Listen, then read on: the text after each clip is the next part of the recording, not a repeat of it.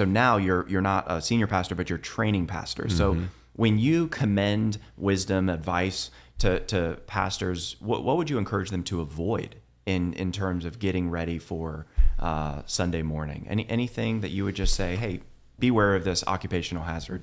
Well, one is just having your heart ready for worship. An older minister who was in Jackson when I first got to Jackson, not as the pastor of the church, but as a young professor, a man named John Reed Miller.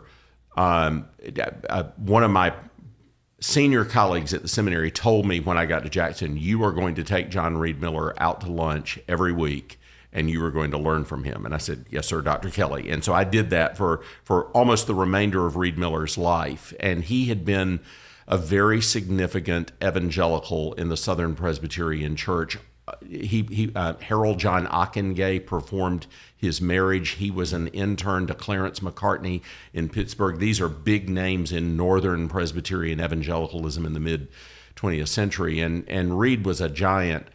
But he really cared about Lord's Day worship, and he really prepared his own heart for Lord's Day worship. And I've had elders of that church that knew Reed who walked into his office on Sunday morning and found him on his face on the floor with his sermon notes, just prostrate, praying to God. So he really worked hard to prepare his heart to lead the people of God in worship. It's really easy to get out of that and get into a routine of you're not thinking of yourself as a performer, and you're not thinking of yourself as an entertainer, but you do go into this kind of workmanlike mode where you're just sort of working through the next thing, because there are 52 of these a year, and pastors vary how many of those that they preach and lead.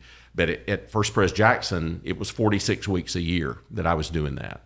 And you can get into the grind mode. And I didn't want to do that. I wanted to worship.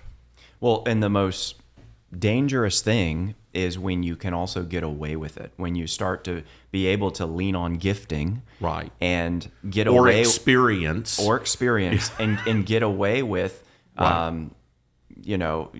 Right. preparing your heart or preparing your message as you ought to have, knowing people are still going to be helped, but not as much as they would have been if you had really been before the face of God. Sometimes in my pastoral prayers, I pray that the Lord would guard me from just being a professional sermon deliverer and guard his people from just being professional sermon listeners. Yeah.